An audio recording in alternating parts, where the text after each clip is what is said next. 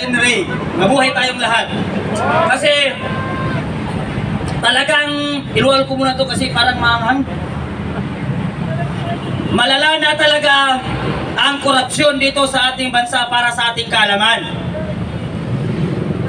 Sa sobrang lala ng nakawan at korupsyon sa ating bansa, kung napapanood nyo yung babae na nagrally dati sa Luneta, na nagtataas ng kamay, na kumanta na sabi niya, Marcos Duterte walang pinag-iba.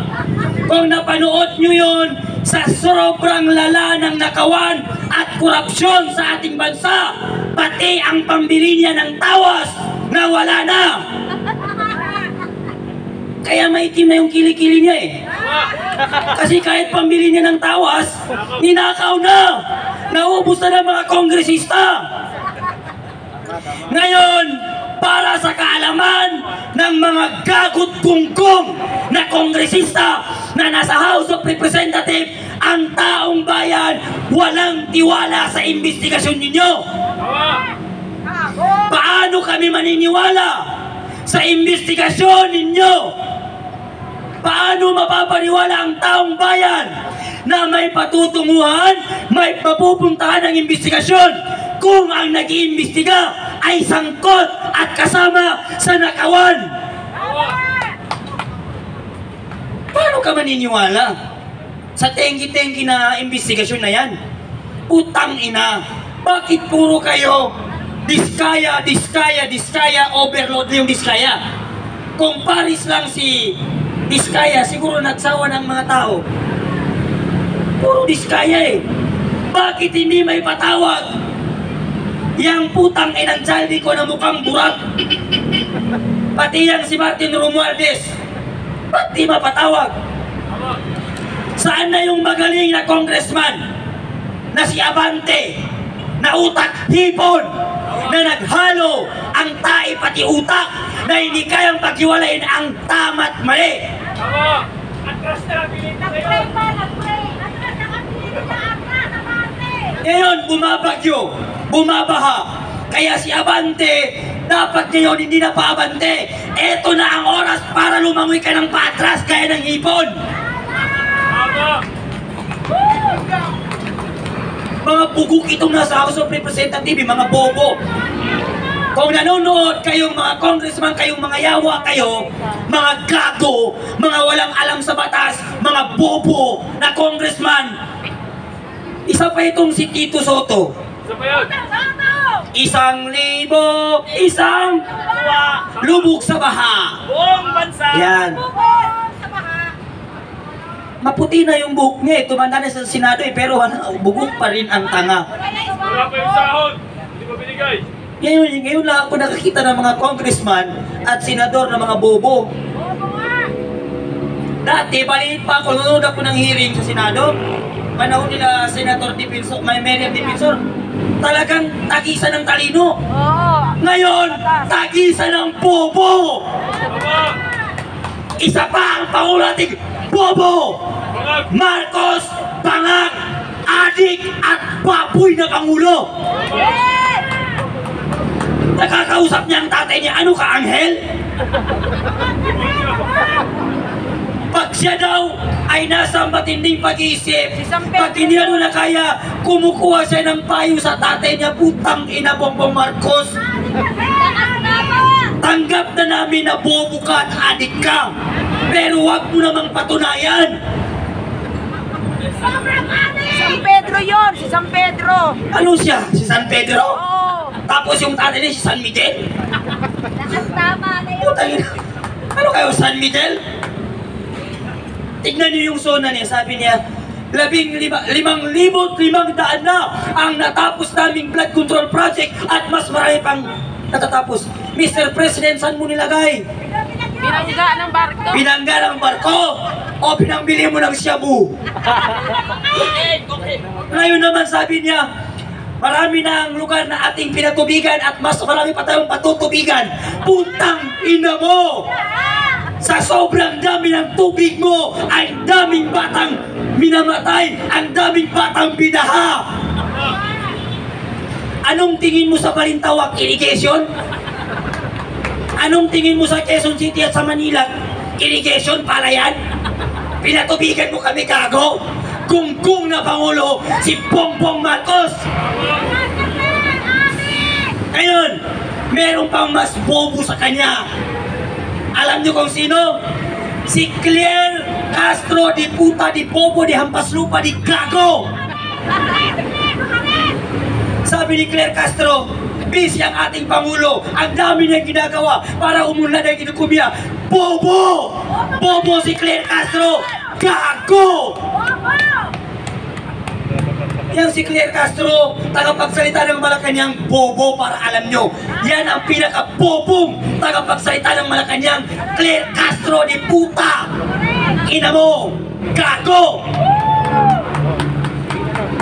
Masarap pala magmura ng politikong magnanakaw. Ang sarap sa pakiramdam, magmura ng mga bobong nakaupo. Baka sabihin nyo, si Kuya Bart pala mura. Panay gago, panay gago. Eh totoo naman mga gago kayo, mga bobo kayo, mga inayo pa kayo eh. Mas masakit pa yung nararamdaman namin kesa sa mura. Yung lumulusong kami sa baha, hindi kami makatulog ng maayos, yung mga kabataan walang makain, walang perang pampaharal ng school, yung mga magulang namin na nagtatrabaho sa loob ng 24 hours para may mapakain sa amin, para may pang-aral ang mga estudyante, mas masakit pa yan sa mura namin. Tama! Nasubukan niyo bang sumakay ng jeepney? Yung pag-alis mo ng bahay, press na press. Pagdating mo sa trabaho, para kang lumpiang sinuso sa mantika. Eh sila naka-aircon. Tapos meron pang sumusunod na pulis. Wang, wang, wang, wang. Wang, wang, wang. Dati yung buhaya walang bodyguard. Ngayon buhaya may bodyguard na pulis. Akala ko ang buhaya dati nasa tubig lang. Ngayon nasa Maynila. Sa Kongreso! Akala ko dati ang buhaya tao lang ang kinakagat. Ngayon pati pera kinakain na nila. Kaya yung mga bumibisita dito bukas, mag-ingat kayo, baka pati yung mga barya sa bulsa nyo kainin ng mga congressman. Tignan niyo yung barko. Palaging nasa dagat pero hindi lumulubog. Kasi kapitan lang ang meron sa loob ng barko. Walang congressman. Dito lumulubog tayo kasi ang daming congressman. Mga magnanakaw. Di ba? Sana yung mga gagaling nating congressman. Magaling lang ba kayo magnakaw? Kaya tandaan natin, sa mga susunod na taon, mga susunod na henerasyon, walang Marcos na dapat maupo. Kasi ang mga Marcos, magnanakaw. Magnanakaw yan sila. Wala na akong masabi. Naubos na naman ang boses ko. Pero bukas meron pa yun. Hanggat may buhaya, may boses ang taong bayan. Dumating ang pulis sa bahay namin sa Mindanao, 3 buwan sila. Yung lola ko, muntik ng may stroke. Ikaw ba naman dumating ang pulis 3 buwan? Puro armado. Ano ako? ISIS? 3 buwan na pulis pupunta. Pagdating nila, mag-aatid lang pala ng sapina. Ang bilis naman ng sapina ni Kuya Bart. Yung isang vlogger naman, nag-caption, headshot. Hinuli ka agad ng NBI, nakakulong, walang investigasyon. Yung isa naman, nagnanako ng isang sakong bagay, bigas, nakulong ka agad. Pero, yung bilyon, trilyon, ang ninakaw, hindi makulong-kulong. Hindi makulong-kulong ang mga buhaya na yan, putang ina. Kaya sana kung magkatotoo na magka-people power ang mahuli nating congressman, putulin natin ang ulo, litsunin natin. Kasi merong unang people power, sumunod na naman, meron na namang naupo, magnanako na naman, nagka-people power na naman. Ngayon neto na naman tayo, magrarally na naman tayo. Hanggat walang lumalabas na mata ng congressman na magnanakaw, hindi matututo ang mga politikong mamumuno sa atin. Kaya pag tayo nanalo, yan, mga itlog ng mga congressman na magnanakaw, kukunin natin. Mga babae ang gagawa! Pati mga brick nyo, kunin namin sa amin yan. Mga babae ang gagawa! Yan si Jela Alonte, Napakakapal ng mukha mong Jenna Aronti kang putang ina mo. Ang kapal ng mukha mag-post-post sa IG niya. Wala akong utang na loob sa mga Pilipino. Tapos sabi niya, fuck you ka rin gago. Yang pambili mo ng napkin, pambili mo ng pante, yang pang aircon mo, pagkain mo, pera ng taong bayan.